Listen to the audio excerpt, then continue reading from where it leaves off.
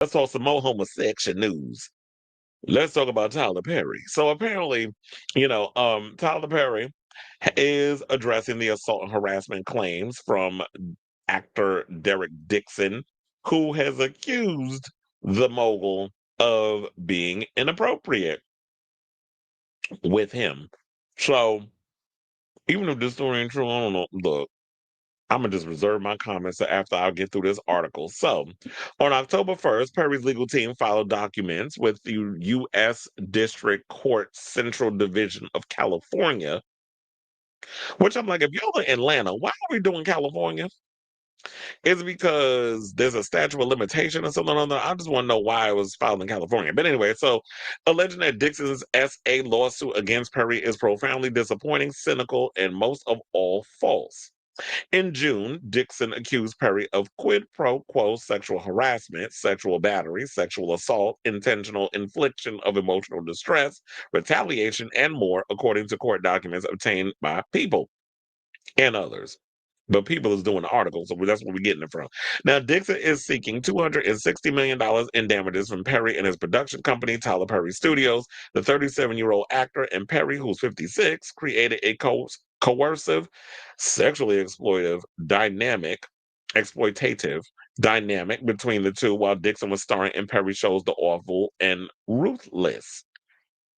Now, in the October filing, Perry's legal team argues that Dixon's accusations and lawsuit rely on Hollywood stereotypes and the bad acts of others as Dixon distorts and tries to turn sinister Mr. Perry's acts of platonic friendship and professional men.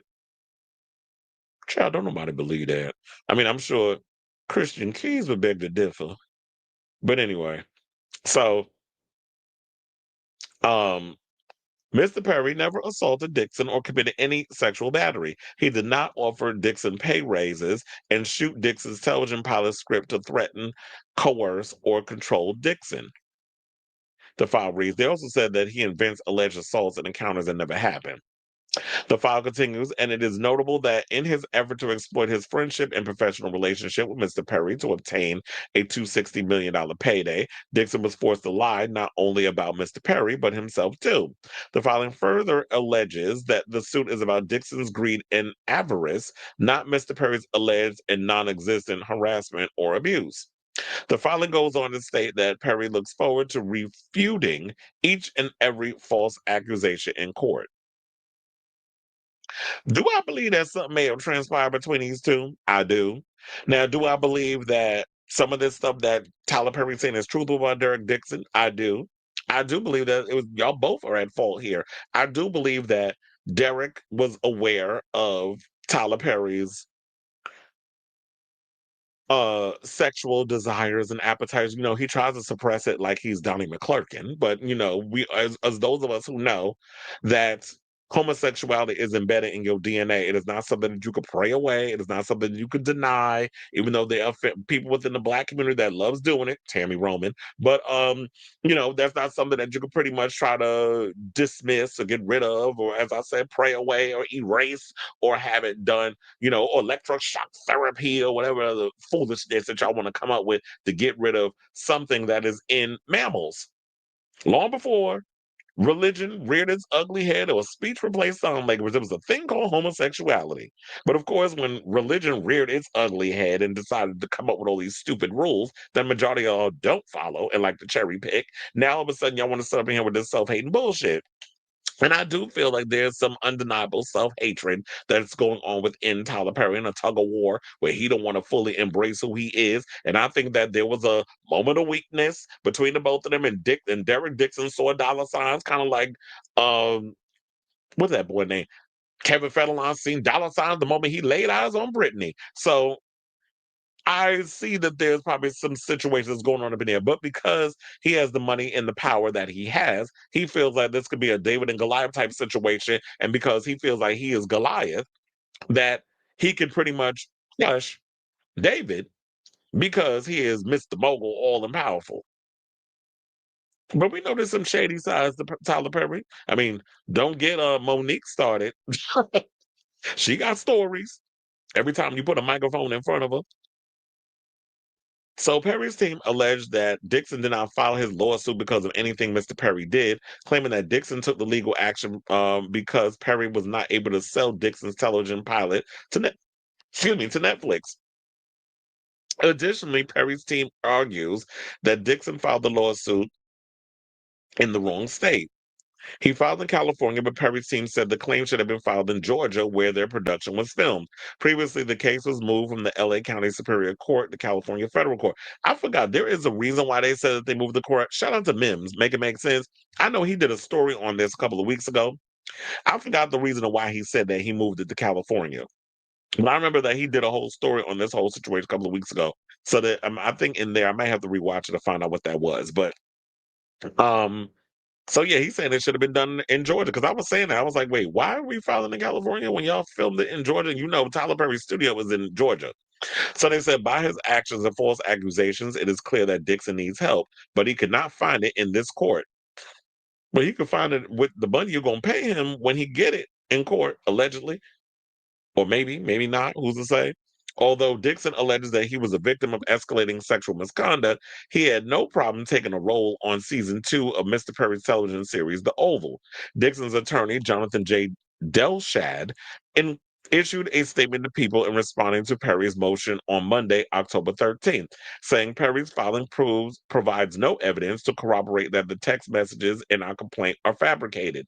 Our complaint includes text messages where Mr. Perry made explicit sexual remarks to Mr. Dixon, questioned him about his sex life, and dangled professional opportunities based on those interactions. Which is why I said that I believe that y'all both are at fault. I believe that Derek Dixon saw an opportunity and failed to exploit it until he could no longer exploit it.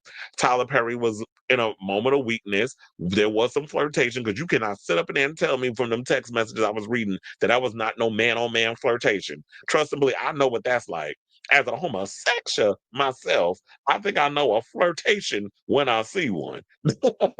So, do I believe that there was some flirtation going on between these 2? And what I don't understand is when these people coming around talking about, oh, you trying to take a black man down, or they ever trying to take a black powerful man down. Last time I checked, said powerful black man was the one up in there with the moment of weakness towards that white bus. So why is it that we always want to blame when other people try to take a black man down? When we going to hold black men accountable for the things that they do? I hold all people accountable. I don't give a good goddamn what their race, sexual orientation, or gender is. If you do something where you're taking advantage of people, that's what we should be focusing on. Of you not using your power to take advantage and doing quid pro quo type shit. We should be holding people accountable for all of that. But no, y'all always want to get focused on you're trying to take a wealthy black man. Like as if you getting a piece of that financial pie. But that's what y'all want to sit up in there and defend. So they said no employer has a right to manipulate or threaten an employee's livelihood based on sexual expectations. This is what Delshad said. We are certain that we will be able to prove to a jury that sexual harassment, assault, and battery absolutely happened. I'm convinced that Mr. Dixon is not the only one.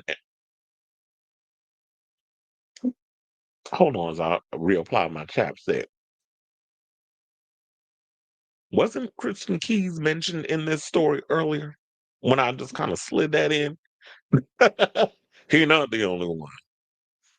No employee has so yeah, they said that he wasn't the only one, and that soon others will be sharing stories about Mr. Perry. My client is not intimidated by wealth, influence, or the celebrity status. He want a piece of that wealth, but he's not intimidated by influence or the celebrity status of Mr. Perry. Nobody is above the law. We are committed to holding Mr. Perry accountable to the full extent of the law. Dixon previously claimed that he and Perry met in September of 2019 while working on the opening party for Tyler Perry Studios in Atlanta.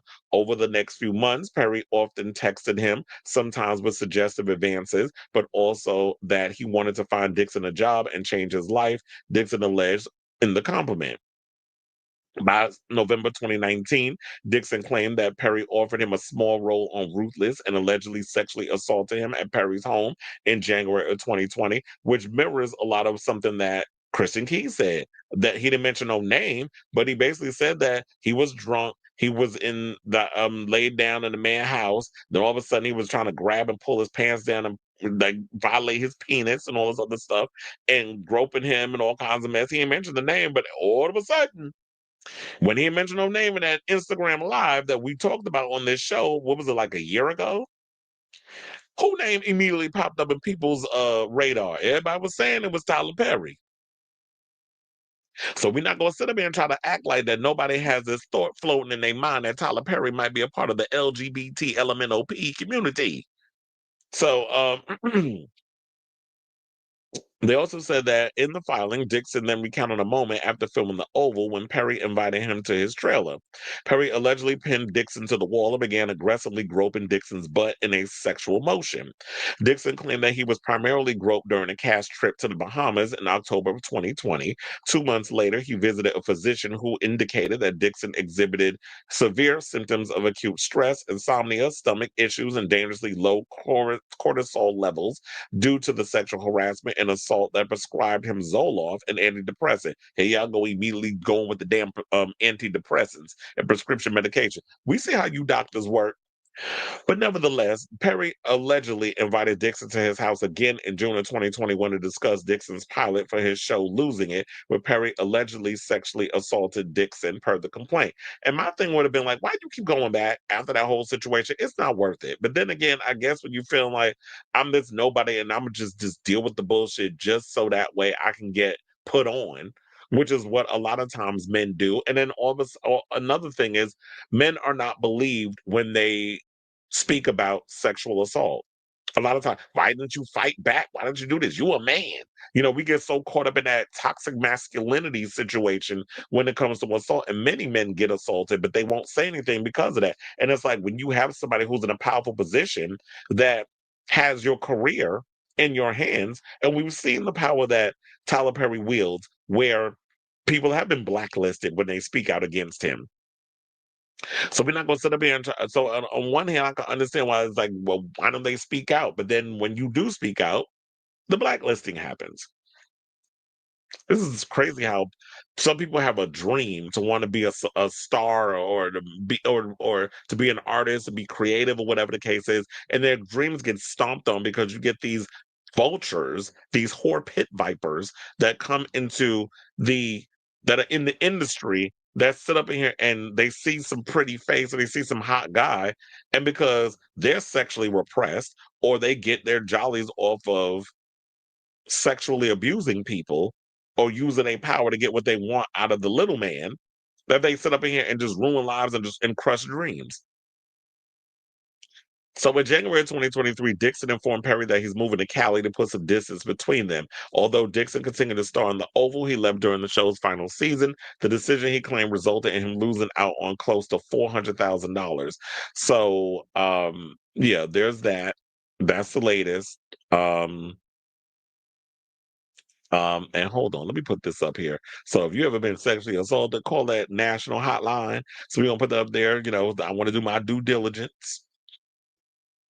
So yeah, so I say all this to say, hold on. What do you guys think of this story regarding the latest on Tyler Perry? I will definitely keep you guys abreast of the story when they go down to the courthouse and they make this a thing in the courthouse where it goes to trial, whatever the case is, and we'll see how it all works out. I'll definitely keep you abreast of this story as it develops. But in the meantime, I definitely want to hear from y'all. Let me know what your thoughts are on this story in the comments down below.